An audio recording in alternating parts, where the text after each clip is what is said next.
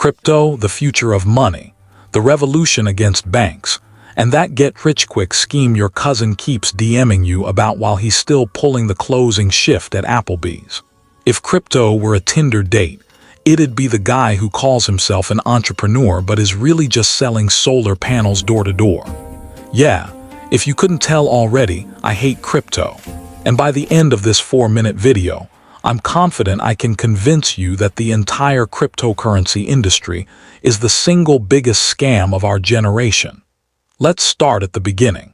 The origins of crypto go back to 1983, when David Chaum proposed eCash, an anonymous electronic money system.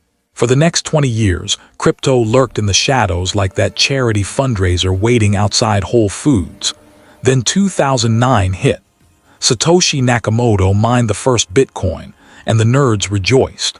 Suddenly, a decentralized, government-free, bank-hating digital utopia was born. A currency for the people, free from greedy banks, the ultimate middle finger to the traditional financial system. At least that was the promise.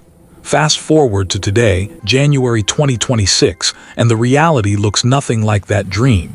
Take Bitcoin, the North Star of crypto.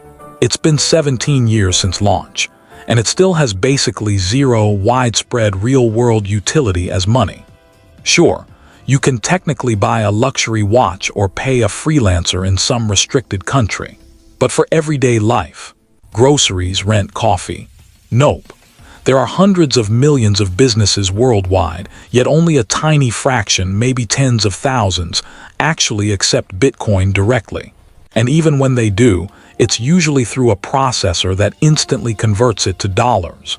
As a currency, it's useless on a grand scale. High volatility, high fees, rampant fraud, technically it works. But it's like mowing your lawn with nail clippers. The real role of Bitcoin isn't revolutionary money. It's a speculative asset, driven purely by supply and demand.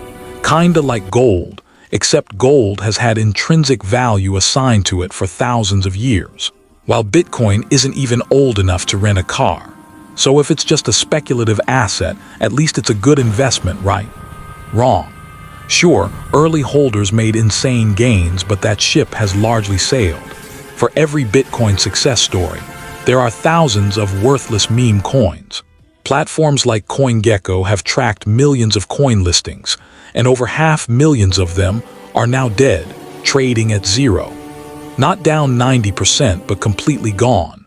And unlike a failed stock, where you might get some asset recovery, a failed crypto project leaves you with nothing but a JPEG logo and a Discord server that goes silent after the devs rug pull and disappear.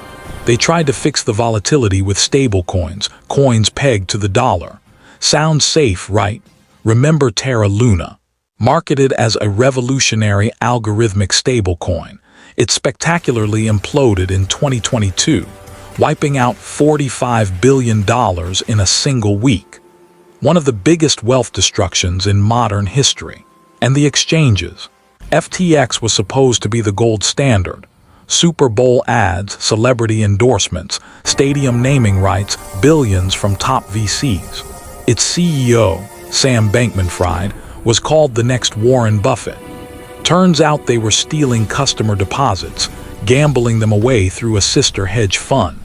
The guy who cleaned up Enron said he'd never seen such a complete failure of controls.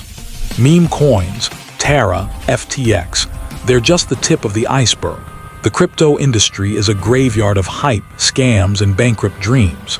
Yet somehow, after all the collapses, rug pulls, and lost life savings, it's still here and thriving.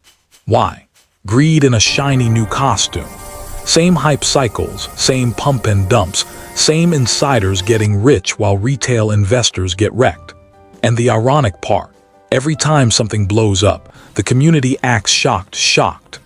That an unregulated, anonymous industry built entirely on trust me, bro, could possibly go wrong. Sure, maybe blockchain technology itself has potential, but the current real-world application of cryptocurrencies, it's one giant casino. That's why I hate crypto. Not because I don't understand it, but because I do. Same lies, same greed, same blind optimism over and over. It's not the future of finance. It's a digital mirage that vanishes the second you reach for it.